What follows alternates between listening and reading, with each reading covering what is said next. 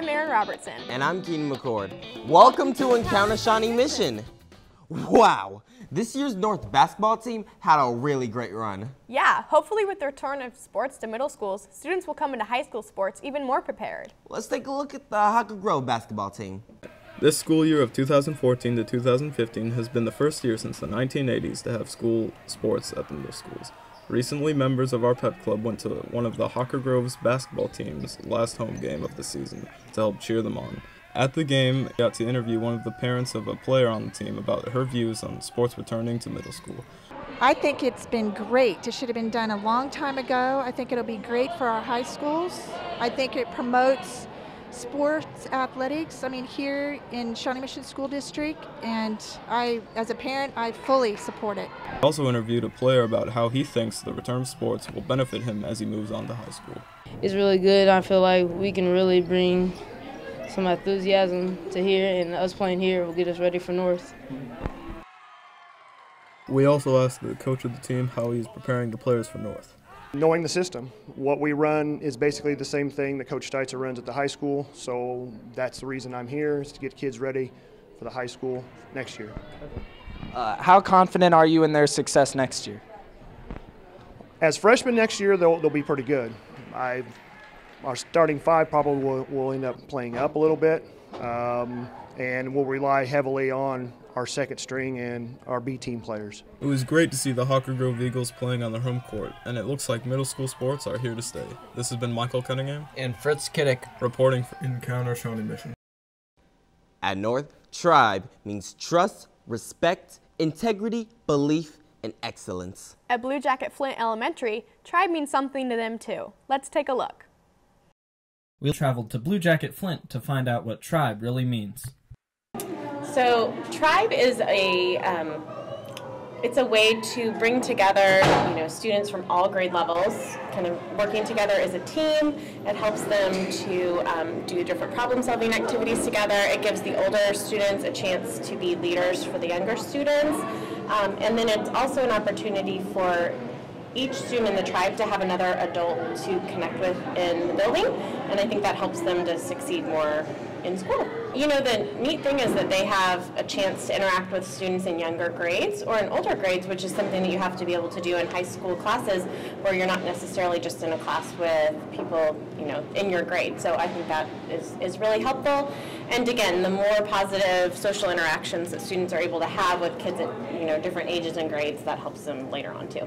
Tribe for us, if you're not sure what tribe is where we take students from each grade level and create a tribe.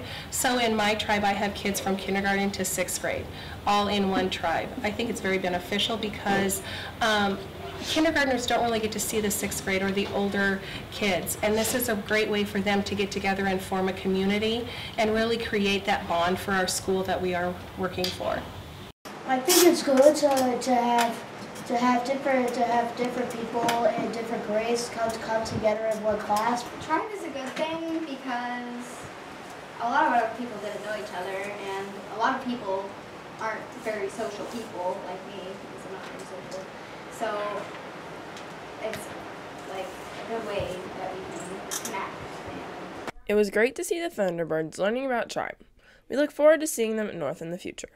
This is Morgan Latham and Cami Alvers reporting for Encounter Shawnee Mission. A very unique project happens every year at Marion Park Elementary. The 4th grade students learn about the life cycle while getting raised chickens. So what are you going to draw on yours? Chirps fill the hallways at Marion Park Elementary. The 4th grade students of the school participated in raising baby chickens this year. As their teachers, Miss Lisa Vella and Miss Carrie Griffiths told us, this fantastic project is part of their curriculum. This is for life cycles that we talk about. We did it at the beginning of the year in 4th grade, and the chicks, we get them from the K-State Extension, and so they kind of pick when we get them. So we've actually talked about life cycles, and now they get to do hands-on experience with our chicks. This hands-on experience seems to have really benefited the students. They've learned quite a bit of chicken care. And so the egg, it was in an incubator, which is 100 degrees. And you have to turn it every hour. Then, after 21 days, it'd be born. Everything the students know their teachers taught them. Miss Vella and Miss Griffiths know what they're doing when it comes to chickens. They stay in the incubator until they're dry. Then we take them out and we have a big box. We put little hamster wood chip things in the bottom, their food, their water, and a light with a light bulb to keep them warm. And we talk about how to properly hold them, and that you have to cup them and be gentle, because they're getting to the age now they'll start jumping. And by the time she picks them up on Monday, they'll be fluttering all over the barn. In addition to care, the class is learning how to identify their chick's gender. And the other ones are boys, or at least we think they're boys. You can tell if you look on their beak, like her beak is smooth, so then that means she's a girl. And if you look at them, they have like a serration, so then they're the little boys. Not only education on the experience with these chicks was really fun. Sometimes we pick them up and we'll might put them on the floor sometimes. I like them, but they kind of can be too loud. They chirp a lot, and whenever, like, if you squeeze them too much when you hold them, they chirp too. Not all times were sunny side up, however. Some chicks had some problems, like injured feet, but usually all turned out right in the end. When she first came out, she didn't look that strong. She was really matted down, and she was having trouble standing. So when I put her in the box with the other three, they ran over and they sat on top of her. They kind of started moving around and pecking at her, and within an hour she was all fluffed up. So that's why we called her Fluffer, because her little brothers helped wake her on up. There you have it. The chicken project at Marion Park Elementary was enjoyable, educational, and unique. In other words, this experience was certainly impeccable. This has been Forrest Kinsey with John Patton, reporting for Encounter Shawnee Mission. Insurance, car payments, jobs, housing. I don't even know what I want to be when I grow up. Hey, that's okay. Shawnee Mission North recently hosted Reality U, a crash course that addresses all those concerns and more. Wise decision-making, financial capability, resiliency, living within your appropriate budget, and being true to life is what Reality U is all about. On Tuesday, March 10th, the students of Shawnee Mission North were visited by Reality U. The students were given surveys and by an algorithm are given a certain scenario for their life at 26, which includes their job, social, and financial status. The students have a limited budget which is spent at the 12 booths the program has set up. The booths range from transportation and housing to entertainment and medical and all in between. We spoke to a few booths to see what this program is all about. Well, communications is a grouping between your wants and your needs. Is being able to make financial choices, purchases on a day-to-day basis, and staying within a budget. I'm a father of 4. I have a wonderful wife. I have bills. My van broke down last week. My dog had to go to the vet. My child had to go to the doctor. That was all in a 2-week span. My wife had 2 eye surgeries this year, and that was unexpected. When these things come about, if you learn capability, you understand how to deal with them. It's really teaching them life skills, because this is true to life, because you have to have money to shop, and you have to keep a running balance, or else you're going to have insufficient funds. So it's true to life. That's something you have to do in everyday life. Some of these students were shocked at just how real and helpful this program is. It actually gives you a very good look at what you might be facing later in life. It's made me realize like what really life is gonna be like at 26, and like I'm divorced with a child, so it's given me a little bit of knowledge of what I hadn't known before. like I thought I was just gonna write some things down, but now I'm like down to like $200, and I still need to go to like the medical center and stuff. So yeah, it's I'm stressing out already. It's not even real. Yeah, I have to really see, like, I have to pay for my child care, I have to pay for my car and all that, and I'm in the military too. Reality U helps prepare students for the real world, and after this event, students now know how to take on the world ahead of them. This has been Mateus Burns and Justin Southard reporting for Encounter Shawnee Mission. If I had to give this year's theme, it would be technology, technology, and technology. I definitely agree.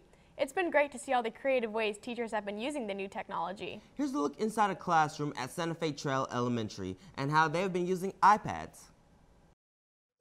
My name is Kate Husted. This is kindergarten. This year, all the students have their own iPads, and so we're able to use that in the classroom where they're able to get on and do language arts activities through the Connect Ed website. We're able to make word webs for different color words or letters and letter sounds. They're able to write their own stories at this point in kindergarten on different bookmaking apps.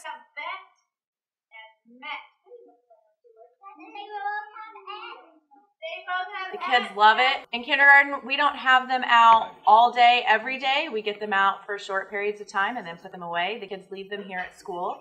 But when we do get them out, they're really excited to have them out. They love learning new things and they pick it up very quickly. I think the biggest challenge for kindergarten is just finding a balance of using the technology but still using paper pencil, because they still need their fine motor. They still need to learn how to write their letters and how to color and cut and glue. So just finding that balance between the technology and traditional paper pencil. You know, we'll see next year. This is our first year with it, so we'll see as these kindergartners move up and each grade level moves up, you know, next year there won't be so much teaching of the how-to on the apps. It'll be more exploring and go further with the projects because the kids won't have, they'll have a year under their belt already. This has been Walter Wright, Grant Cole, and John Patton reporting for Encounter Shawnee Mission. Michael Soto, second grade teacher, is a top young teacher in the district. He serves as mentor to many staffs already. He has already looped from first to second grade in back-to-back years. His lessons are art in progress. He is bilingual and incorporates music and tons of engaging teaching strategies to hasten learning by doing.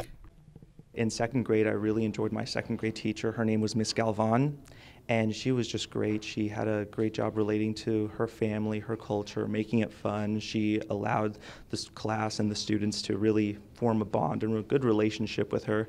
And I remember I wanted to be a teacher because I knew that was the way that I'd always get to write on the whiteboard, and that's what I always wanted to do. But then growing up through high school, and that's the same thing I wanted to do, was be a teacher.